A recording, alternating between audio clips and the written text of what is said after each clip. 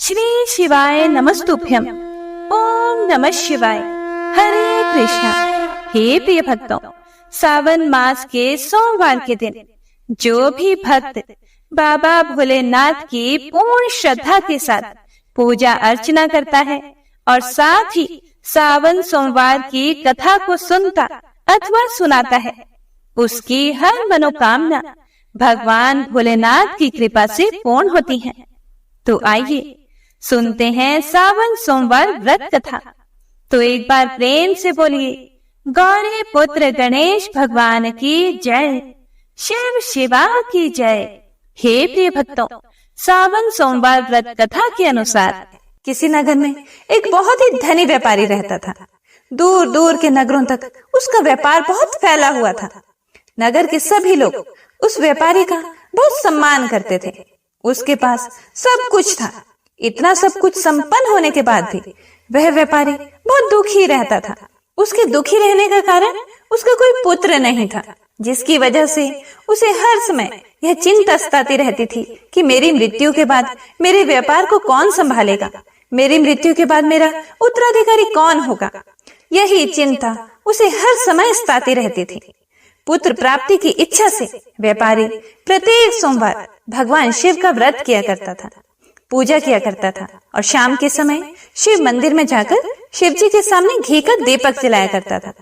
उसकी भक्ति देखकर माँ पार्वती बहुत प्रसन्न हो गई और भगवान शिव से उस व्यापारी के मनोकामना पूर्ण करने का निवेदन करने लगी।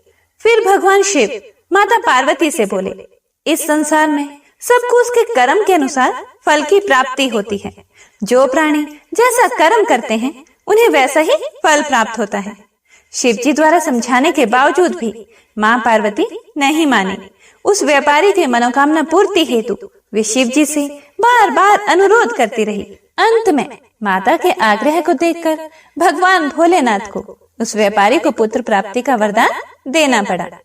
वरदान देने के पश्चात भोलेनाथ माँ पार्वती से बोले, आपके आग्रह पर मतलब आपके अनुरोध करने पर मैंने पुत्र प्राप्ति का वरदान तो दे दिया, परंतु इसका यह पुत्र 12 वर्ष से अधिक समय तक जीवित नहीं रहेगा। उसी रात भगवान शिव उस व्यापारी के स्वप्न में आए और उसे पुत्र प्राप्ति का वरदान दिया और उसके पुत्र के 12 वर्ष तक जीवित रहने की बात भी बता दी। भगवान के वरदान से व्यापारी को खुशी तो हुई, लेकिन पुत्र की अल्पायु की चिंता ने उस खुशी को नष्ट कर दिया। व्यापारी पहले की तरह सोमवार के दिन भगवान शिव का विधिवत व्रत करता रहा।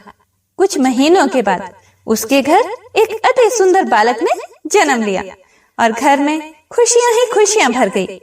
बहुत धूमधाम से पुत्र जन्म का समारोह मनाया गया, परंतु व्यापारी को पुत्र जन्म की अधिक खुशी नहीं हुई, क्योंकि उसे पुत्र की अल्प आयु के रहस्य का पता था। जब पुत्र थोड़ा बड़ा हुआ तो व्यापारी ने उसे उसके मामा के साथ पढ़ने के लिए वाराणसी भेज दिया और कहा कि रास्ते में यज्ञ, पूजा, पाठ और भंडारे करते हुए जाना और जब इसकी पढ़ाई पूरी हो जाए तब वापस आना। लड़का अपने मामा के साथ शिक्षा प्राप्ति हेतु चल दिया। रास्ते में जहां भी मामा भांजे विश्राम हेतु रुकते, वहीं यज्ञ करते और ब्राह्मणों को भोज कराते। लंबी यात्रा के बाद मामा भांजे एक नगर में पहुंचे। शाम हो गई थी तो उन्होंने सोचा यही सराय में रुकते हैं, फिर सुबह चलेंगे। जिस सराय में वे रुके थे उस सराय के बगल के शामियाने में एक बारात ठहरी हुई थी। उस दिन नगर के राजा की कन्या का विवाह था, जिस कारण पूरे नगर को सजाया गया था। निश्चित समय पर बारात आ गई, लेकिन वर का पिता अपने बेटे के एक आंख से काने होने के कारण बहुत चिंतित था। उसे भय था कि इस बात का पता चलने पर कहीं राजा विवाह से इनकार न कर दे, इससे उसकी बदनामी भी होगी। जब वर के पिता ने व्यापारी के पुत्र को देखा तो उसके दिमाग में एक विचार आया। उसने सोचा, क्यों ना इस लड़के को दूल्हा बनाकर राजकुमारी से विवाह करा दूं। विवाह के बाद इसको धन देकर विदा कर दूंगा और राजकुमारी को अपने नगर ले जाऊंगा। यह सोचकर वर के पिता ने लड़के के मामा से इस संबंध में बात की। मामा ने धन मिलने के लालच में वर के पिता की बात स्वीकार कर ली और लड़के को दूल्हे के वस्त्र पहनाकर राजकुमारी से उसका विवाह करवा दिया। राजा ने बहुत सारा धन देकर राजकुमारी को विदा कर दिया। शादी के बाद लड़का जब राजकुमारी के साथ उसके घर वापस आ रहा था तो वह सच नहीं छिपा सका और उसने राजकुमारी की ओढ़नी पर लिख दिया, राजकुमारी, तुम्हारा विवाह मेरे साथ हुआ है, किंतु जो तुम्हारा पति है वो कोई और है। वह एक आंख से काना है, मतलब एक आंख से अंधा है। मैं तो वाराणसी पढ़ने के लिए जा रहा हूँ। यह सारी बात उसने उसके पल्लू में लिख दी। जब राजकुमारी ने अपनी ओढ़नी पर लिखा हुआ पढ़ा तो उसने उस अंधे काने लड़के के साथ जाने से इनकार कर दिया। राजा को जब ये सब बातें पता लगी तो उसने राजकुमारी को महल में ही रख लिया। उधर लड़का अपने मामा के साथ वाराणसी पहुंच गया और गुरुकुल में पढ़ना शुरू कर दिया। जब उसकी आयु 12 वर्ष की हुई तो उसने यज्ञ किया। यज्ञ की समाप्ति पर ब्राह्मणों को भोजन करवाया और खूब अन्न वस्त्र दान किए। रात को उसकी तबीयत थोड़ी खराब हो गई तो मामा ने उसे आराम करने को बोला तो वह अपने शयन कक्ष में सो गया। शिव के वरदान के अनुसार शयनावस्था में ही उसके प्राण पखेरु उड़ गए, अर्थात उसकी सोई हुई अवस्था में ही मृत्यु हो गई। सूर्य उदय पर मामा मरे हुए भांजे को देखकर रोने पीटने लगा। आसपास के लोग भी इकट्ठे होकर दुख प्रकट करने लगे। सभी शोक व्यक्त करने लगे। लड़के के मामा के रोने विलाप करने के स्वर समीप से गुजरते हुए भगवान शिव और माता पार्वती जी ने भी सुन लिए। माता पार्वती ने भगवान से कहा, प्राणनाथ, मुझे इसके रोने के स्वर सहन नहीं हो रहे हैं, कृपा करके कुछ कीजिए। आप इस व्यक्ति के कष्ट को अवश्य दूर कर सकते हैं। भगवान शिव ने माता पार्वती के साथ अदृश्य रूप में समीप जाकर देखा तो भोलेनाथ माता पार्वती से बोले, यह तो उसी व्यापारी का पुत्र है जिसे मैंने 12 वर्ष की आयु का वरदान दिया था। इसकी आयु पूरी हो गई है। लेकिन मातृभाव से विभोर माता पार्वती ने कहा कि हे महादेव, आप इस बालक को और आयु देने की कृपा करें, अन्यथा इसके वियोग में इसके माता पिता भी तड़प तड़प कर मर जाएंगे। माता पार्वती के आग्रह पर भगवान शिव ने उस लड़के को जीवित होने का वरदान दिया। शिव जी की कृपा से वह लड़का जीवित हो गया। शिक्षा समाप्त करके लड़का मामा के साथ अपने नगर की ओर चल दिया। दोनों चलते हुए फिर से उसी नगर में पहुंचे जहां उसका विवाह हुआ था। उस नगर में भी उन्होंने यज्ञ का आयोजन किया। वहां से गुजरते हुए राजा ने यज्ञ का आयोजन देखा और राजा ने तुरंत ही लड़के और उसके मामा को पहचान लिया। यज्ञ के समाप्त होने पर राजा मामा और उस लड़के को महल में ले गया और उनकी खूब खातिरदारी की। फिर मामा ने राजा को सारी बात बताई कि किस तरह से उस दिन शादी हुई थी। फिर राजा ने कहा कि विधि का विधान कौन टाल सकता है, अब आपका भांजा ही मेरा दामाद है। राजा कुछ दिन उन्हें महल में रखकर फिर बहुत सा धन वस्त्र आदि देकर राजकुमारी के साथ विदा कर देते हैं। इधर भूखे प्यासे रहकर व्यापारी और उसकी पत्नी बेटे की प्रतीक्षा कर रहे थे। उन्होंने प्रतिज्ञा कर रखी थी कि यदि उन्हें अपने बेटे की मृत्यु का समाचार मिला तो दोनों अपने प्राण त्याग देंगे। परंतु जैसे ही उनके बेटे के जीवित वापस लौटने का समाचार मिला तो वह प्रसन्न हो गए।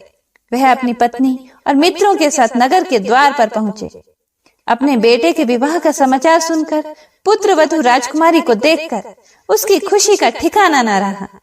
उसी रात भगवान शिव ने व्यापारी के स्वप्न में आकर कहा, हे श्रेष्ठी, मैंने तेरे सोमवार के व्रत करने और व्रत कथा सुनने से प्रसन्न होकर तेरे पुत्र को लंबी आयु प्रदान की है। पुत्र की लंबी आयु जानकर व्यापारी बहुत प्रसन्न हुआ। शिव भक्त होने तथा सोमवार का व्रत करने से व्यापारी की सभी मनोकामनाएं पूर्ण हुई। इसी प्रकार जो भक्त सोमवार का विधिवत व्रत करते हैं और व्रत कथा सुनते हैं, उनकी सभी इच्छाएं पूरी होती हैं। हे भोलेनाथ, हे शिव शंकर, हे माता पार्वती, कथा सुनने वाले, कथा को सुनाने वाले और हुंकारा भरने वाले सभी की मनोकामनाएं पूरी करना। कथा अधूरी हो तो पूरी करना, पूरी हो तो मान करना। तो आइए भक्तों, सुनते हैं सबका मंगल करने वाली 16 सोमवार व्रत की बड़ी ही पावन कथा को। प्राचीन समय की बात है, मृत्यु लोक में भ्रमण करने की इच्छा करके एक समय श्री भूतनाथ महादेव जी माता पार्वती के साथ मृत्यु लोक में पधारे। वहां वे भ्रमण करते करते विदर्भ देशांतर्गत अमरावती नाम की अति रमणीक नगरी में पहुंचे।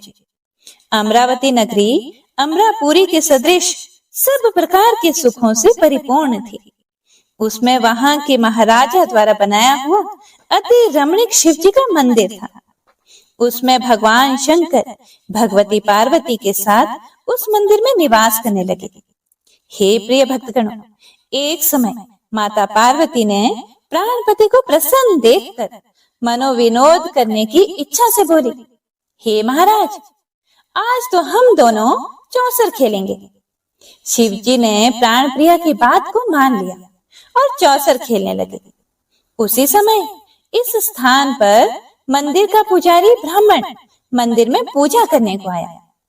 माता पार्वती ने ब्राह्मण से प्रश्न किया कि पुजारी जी बताओ कि इस बाजी में दोनों में से किसकी जीत होगी।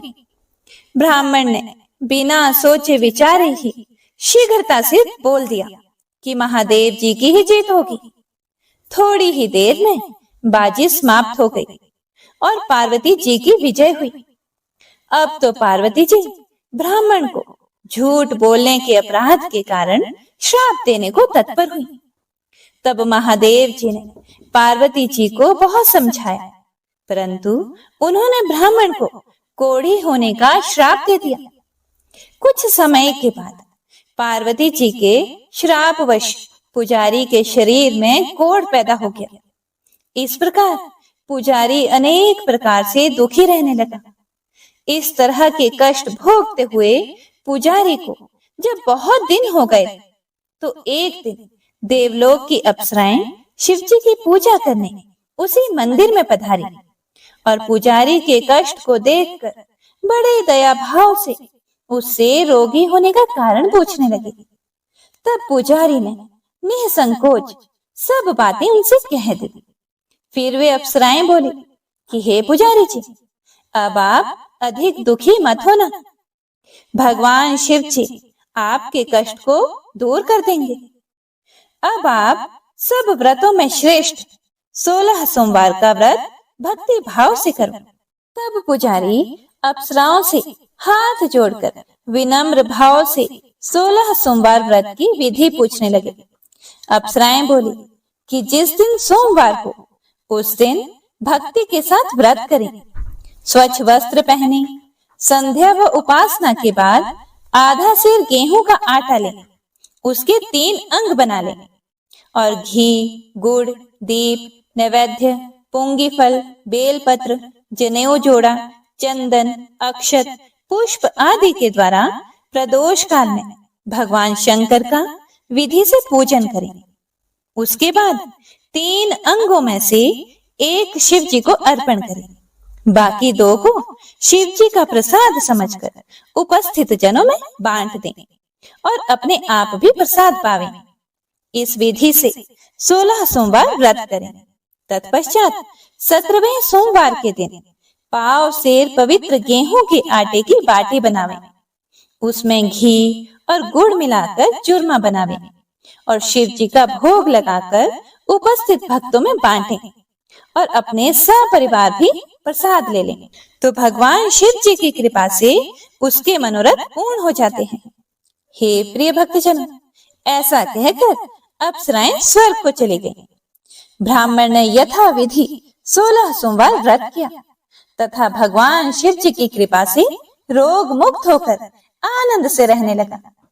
कुछ दिन के बाद जब फिर से शिव जी और पार्वती उसी मंदिर में पधारे, तब ब्राह्मण को निरोग देखकर पार्वती माता ने ब्राह्मण से रोग मुक्त होने का कारण पूछा, तो ब्राह्मण ने 16 सोमवार व्रत कथा कह सुनाई।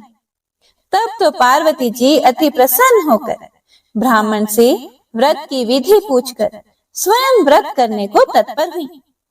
व्रत करने के बाद उनकी मनोकामना पूर्ण हुई तथा उनके रूठे पुत्र स्वामी कार्तिकेय स्वयं माता के आज्ञाकारी हुए।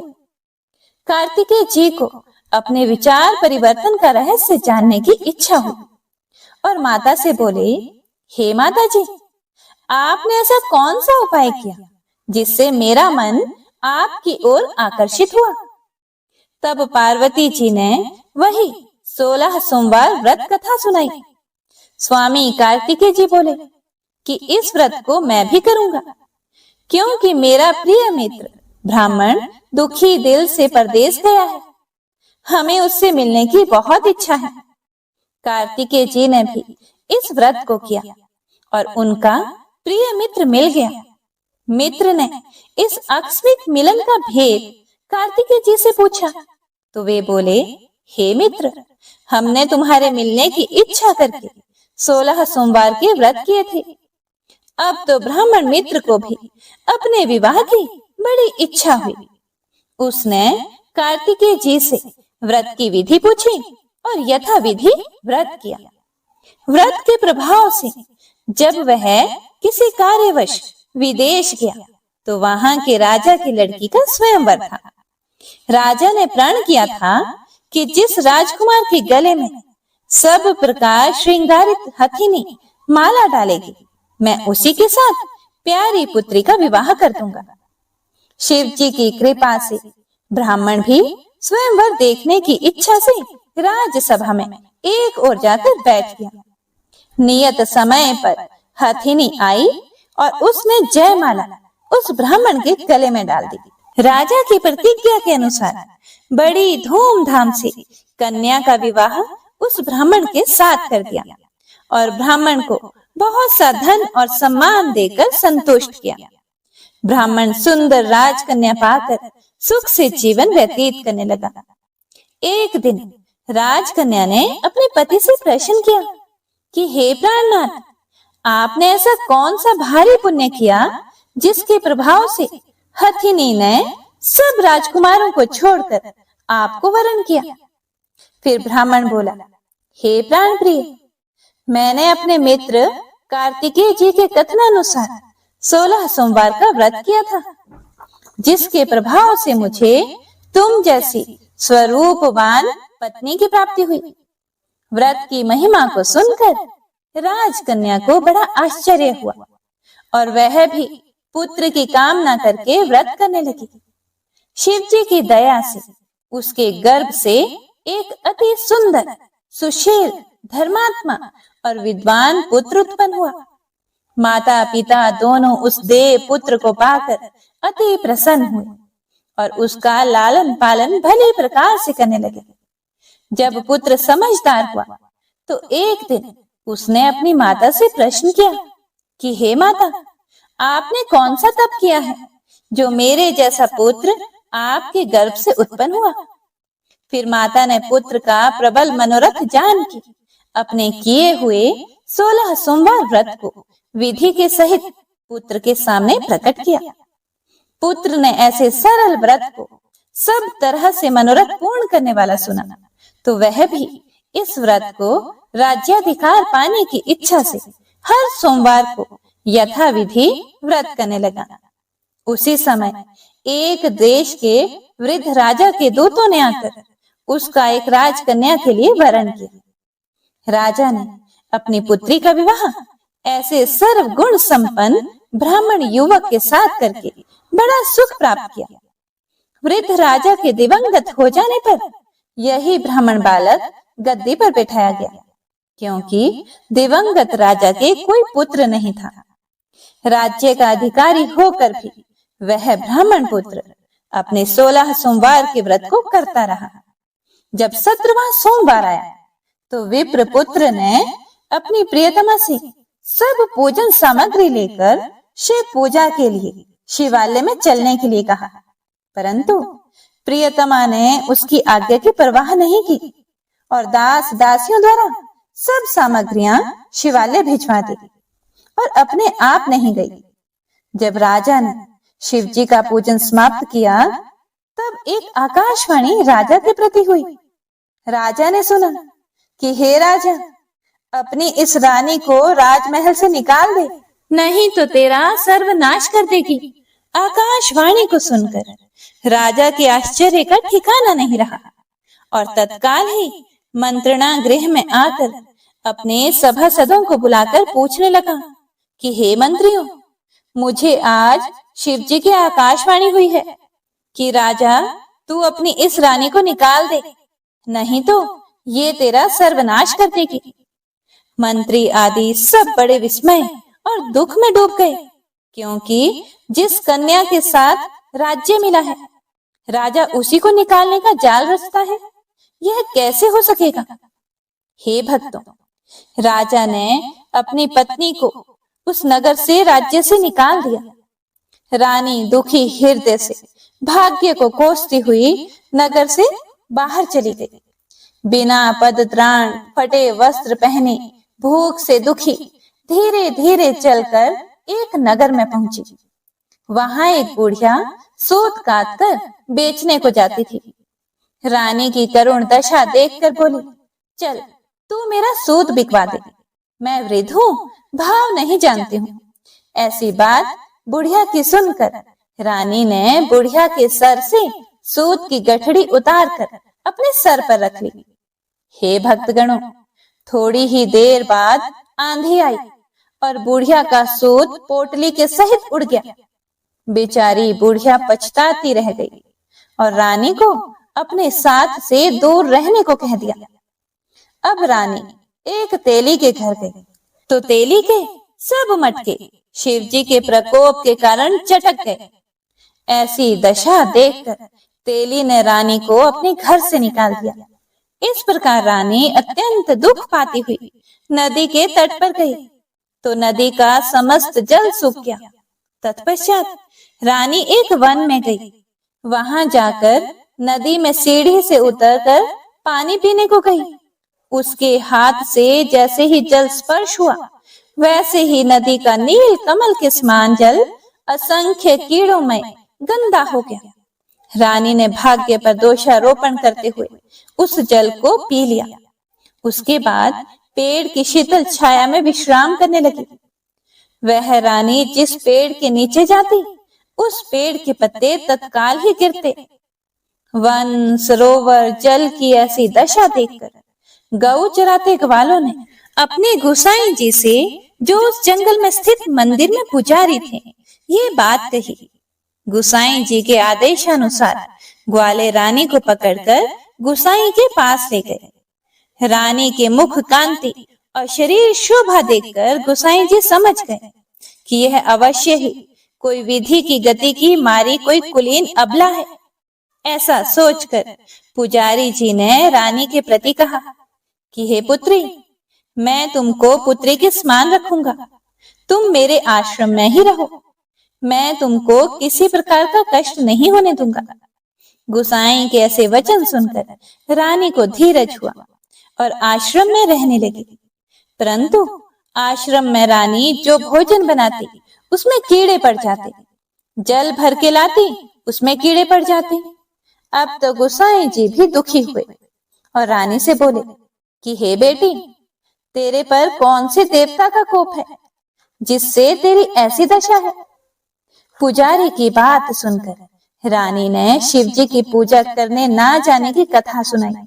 तो पुजारी ने शिव जी महाराज की अनेक प्रकार से स्तुति करते हुए रानी के प्रति बोले कि हे पुत्री, तुम सब मनोरथों के पूर्ण करने वाले 16 सोमवार व्रत को करो, उसके प्रभाव से अपने कष्ट से मुक्त हो सकोगे।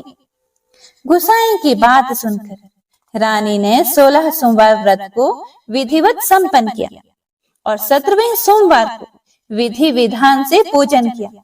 पूजन के प्रभाव से राजा के हृदय में विचार उत्पन्न हुआ कि रानी को गए बहुत समय व्यतीत हो गया है, ना जाने कहां कहां भटकती होंगी, उन्हें ढूंढना चाहिए। यह सोचकर रानी को तलाश करने के लिए चारों दिशाओं में दूत भेजे गए। वे दूत तलाश करते हुए पुजारी जी के आश्रम में रानी को पाकर पुजारी से रानी को मांगने लगे, परंतु पुजारी ने उनसे मना कर दिया।